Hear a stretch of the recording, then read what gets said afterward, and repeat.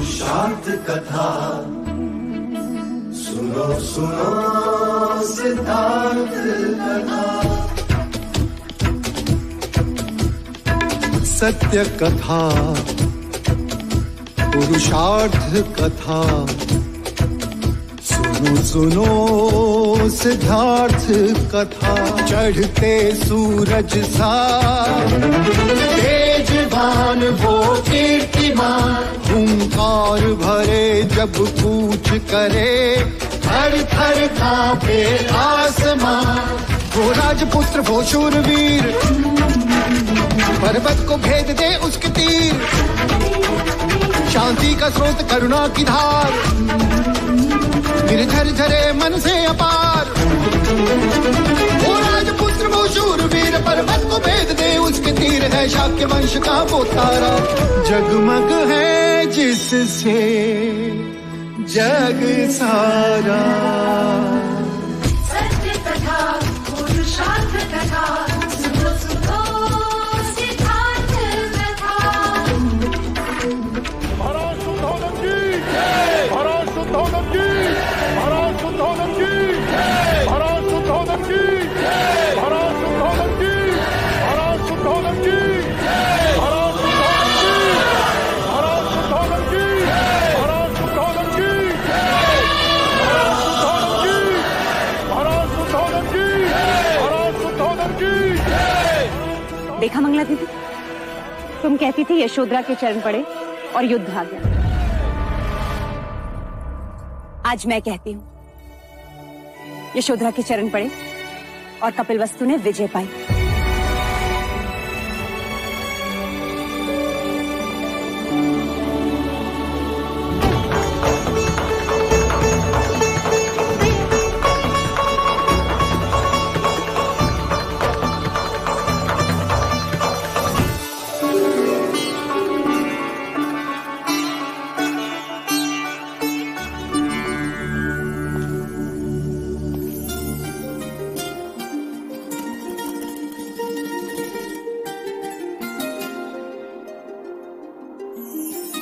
सिद्धार्थ की जय, युवराज सिद्धार्थ की जय, युवराज सिद्धार्थ की जय। ये सूर्यहार हमारी पुरखों की निशानी है। युद्ध में कौशल दिखाने वाले को ये उपहार में दिया जाता है। हमारे विजय के शिल्पी तुम हो सिद्धार्थ।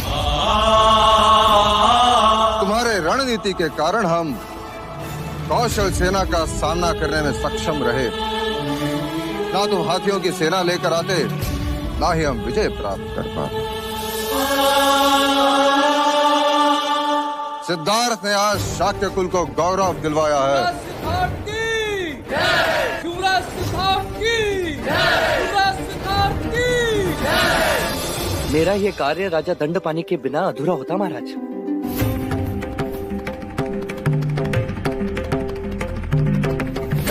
मैं राजा दंडपानी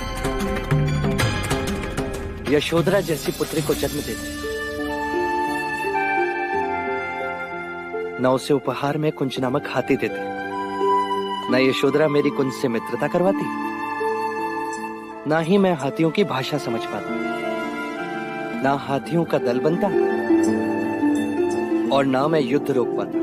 राजकुमारी यशोधरा की जय, राजकुमारी यशोधरा की जय, महाराज दंडपानी की जय, महाराज दंडपानी की जय, महाराज दंडपानी की जय, महाराज दंडपानी की जय। बर्फ पिघलने के कारण रोहिणी नदी का जलस्तर बढ़ा होगा। तुम देवता जाकर रोहिणी नदी के सेतु को तोड़, ताकि हमारा सैन्य यहाँ आने न पाए। जाओ।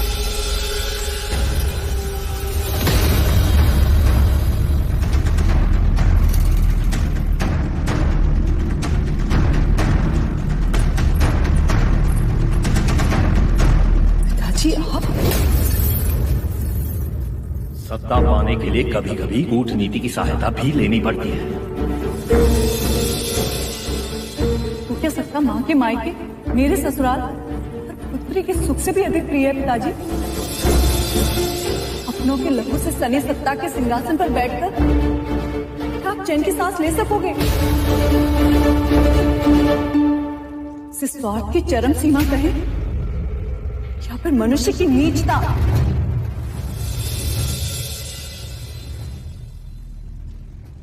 हमारे इस यश का एक अधिकारी और भी है महाराज।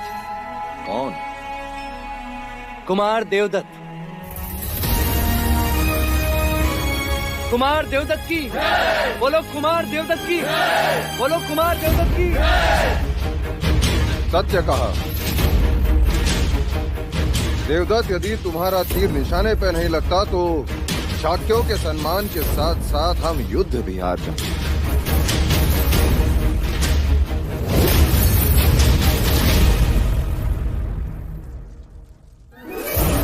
क्षमा महाराज, यदि एक और सूर्यहार होता तो कदाचित मैं उसे स्वीकार कर लेता, पर इसे नहीं ले सकता। मेरा सुना गला मुझे हर पल ये स्मरण कराता रहेगा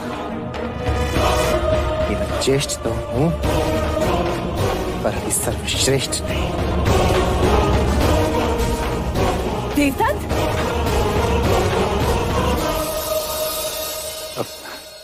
भाई महाराज, आप ये हार मुझे दे दीजिए, मैं उसे समझा के दे दूंगा। उसे इस बात की समझ नहीं कि बड़ों का उपहार आशीर्वाद होता है। भाई महाराज, युद्ध पर्व तो हो गया, अब क्या शेष पर्व की बात करें? विजय उत्सव के साथ साथ जो रुका हुआ है वो विवाह उत्सव भी मना लें।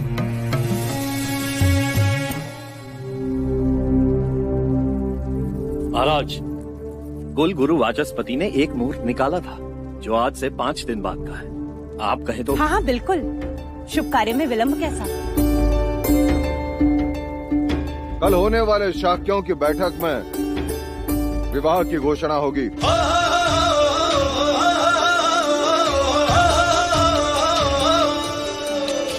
मंगल मंगल छायो है, आनंद है चहुओर, खुशियों का। सेनापति जी, ये हार हमारी तरफ से युवराज को पहना देना और उनसे कहना कि उनके पराक्रम की बातें अब हर घर घर में हो रही है। युवराज जी, युवराज जी, युवराज जी, युवराज जी, युवराज जी, युवराज जी। देखा आपने, हर घर में केवल सिद्धार्थ की ही गाथा गाई जा रही है। अपना लहू बहा के युद्ध किया हमने और अंतिम क्षण में सारा श्रेय सिद्धार्थ मिल गया।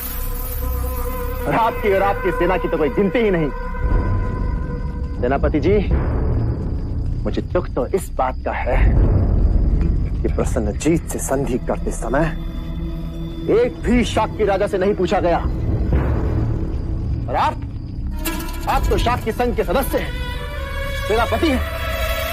और आपसे तो पूछा होता कि क्या प्रसन्नजीत जैसे शत्रु को अभेदान देना उचित है? कदापि नहीं, इसका दुष्परिणाम तो हमें भुगतना ही होगा।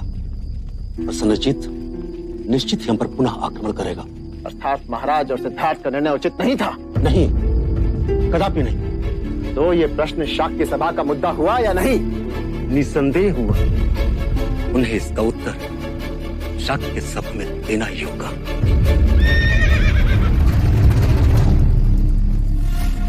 हमेशा तुम प्रश्न करते थे सबसे युवराज, अब सब तुमसे प्रश्न करेंगे।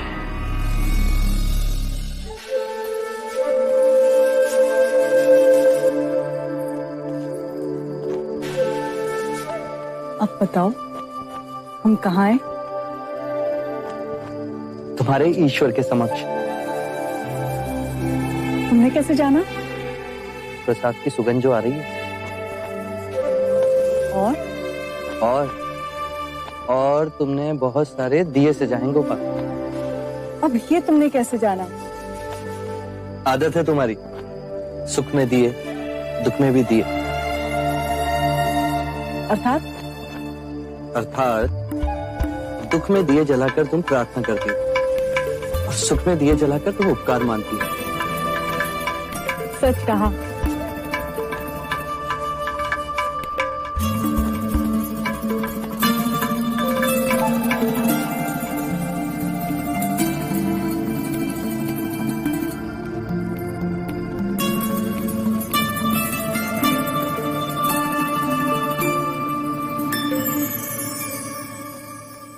मैंने प्रण लिया था कि तुम्हारे सकुशल युद्ध से लौटने पर मैं ईश्वर को उजाले से सजाऊंगी। देखो,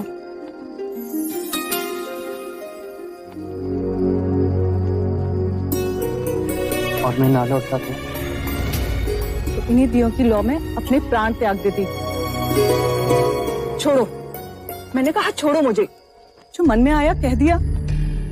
क्षत्रिय रणभूमि में लड़ते हैं और छत्राणियां अपनी भावनाओं से लड़ती हैं।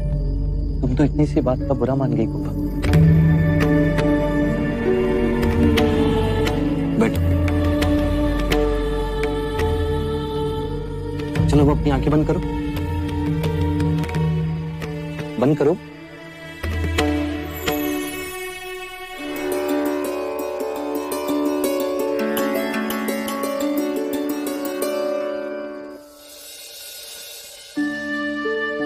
अब तुम अपना व्रत तोड़ोगी।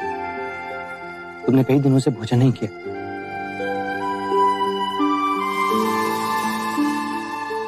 पर तुम्हें कैसे पता कि मैंने अभी तक कुछ नहीं खाया? क्योंकि भूखे लोग जल्दी रूठ जाते हैं ना। रूठ गई ना? मैं जानता था गोपा, मेरे लौटने से पहले तुम कुछ नहीं खाओगे। अरे ये क्या? अब तुम लौट कर आ ही गए हो तो तुम ही अपने हाथों से खिलाओगे, वरना मैं रूठी रहूंगी। भूखी जो हूं।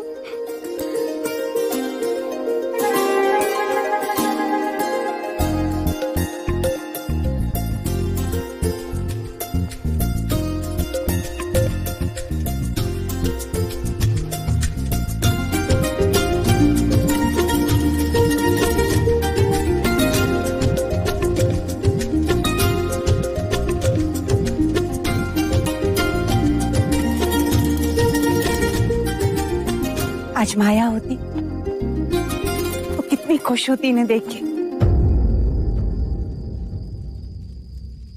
कौन कहता है कि माया यहाँ नहीं है? मुझे तो सदैव आभास होता है कि माया कहीं कहीं हमारे आसपास है। अरे कहीं नहीं कहीं हो।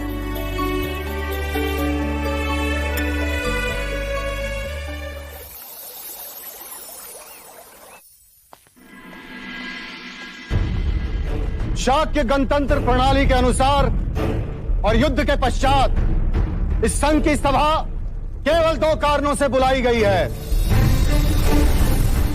सर्वप्रथम मैं आप सबको युद्ध में विजयी होने की बधाई के साथ साथ अपने पुत्र युवराज सिद्धार्थ और यशोधरा के विवाह का आमंत्रण देता हूं।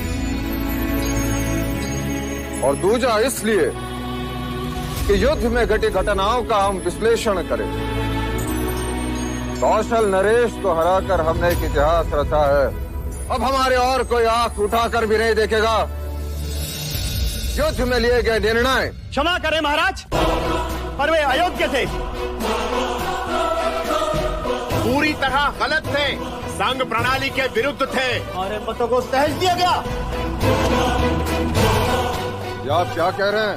महाराज, हम सारे शाक्य राजा संघ राज्य सभा से अपने पद का त्याग करते हैं ताकि आप महाराज शुद्धोधन अपनी मनमानी कर सके।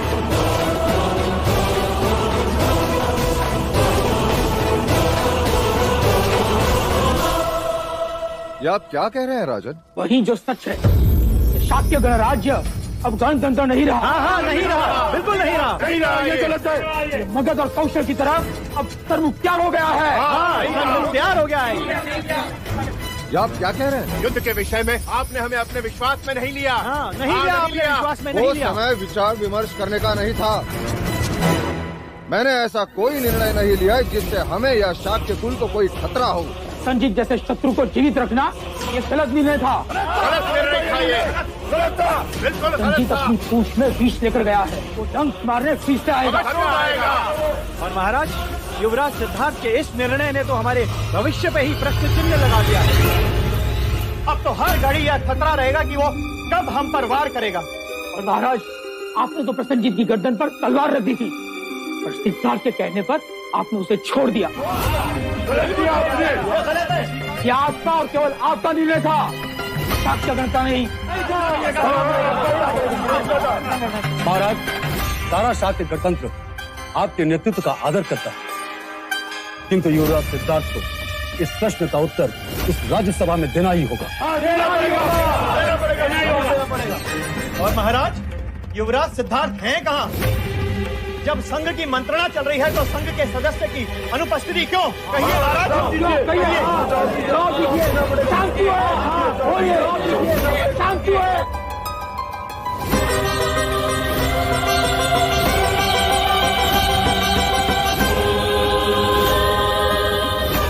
युवराज, मेरे पिताजी को क्या हुआ? बोलो ना, क्या हुआ मेरे पिताजी को? वो बेसुध है। वो ठीक तो हो जाएंगे ना? बोलो ना।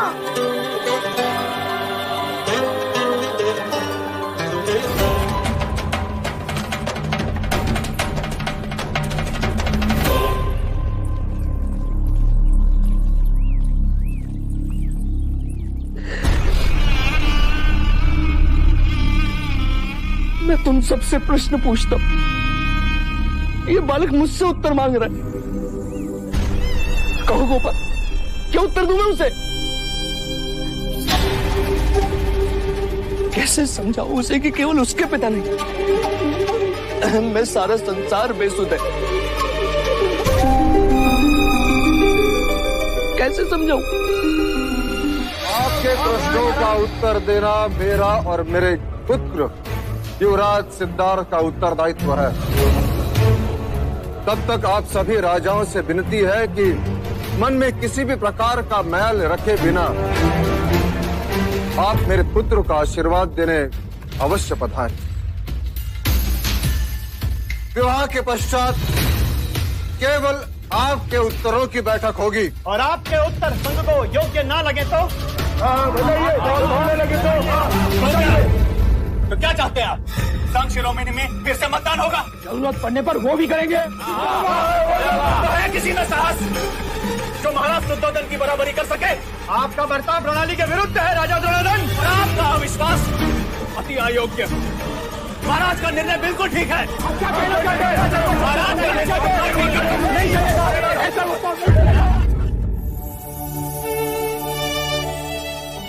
मां, आप चिंता ना कर। आपका एक पुत्र युद्ध में घायल हो गया तो क्या? आपका दूसरा पुत्र आपके सामने बैठा। मैं आपकी देखभाल करूंगा। आपका पुत्र हमारे लिए तलवार बन, तो क्या मैं आपकी लाठी भी नहीं बन सकता? बिल्कुल ठीक। शांत हो जाइए, शांत हो जाइए। अनुज, शांत हो जाओ। गणतंत्र प्रणाली में संदेह को कोई स्थान नहीं। मुझे मतदान से कोई आपत्ति नहीं।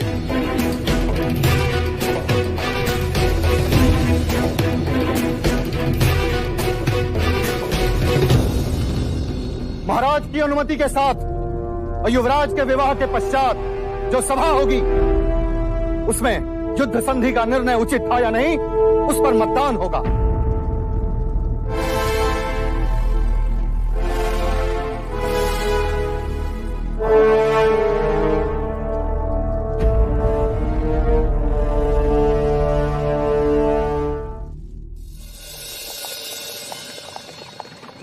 रथ रोको चन्ना।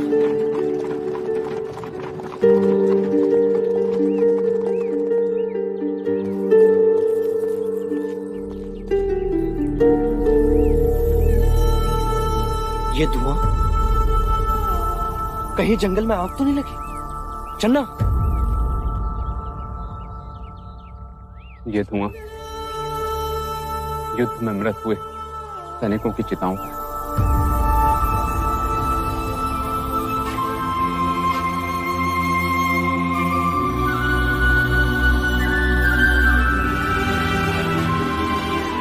सैनिकों के शव में मनुष्यता जल रही है और हम सब जीवित मनुष्यों को लज्जित कर रही है।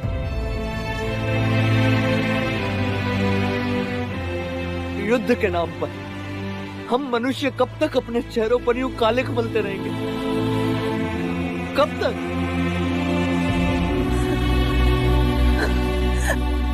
ये क्या सिद्धार्थ? यही तो मैं पूछ रहा हूं सबसे। ये क्या? एक राजा को अचानक एक दिन इच्छा होती है कि उसके नाम के आगे चक्रवर्ती लिखा जाए, और वो अश्वमेध नामक यज्ञ करे, युद्ध करे,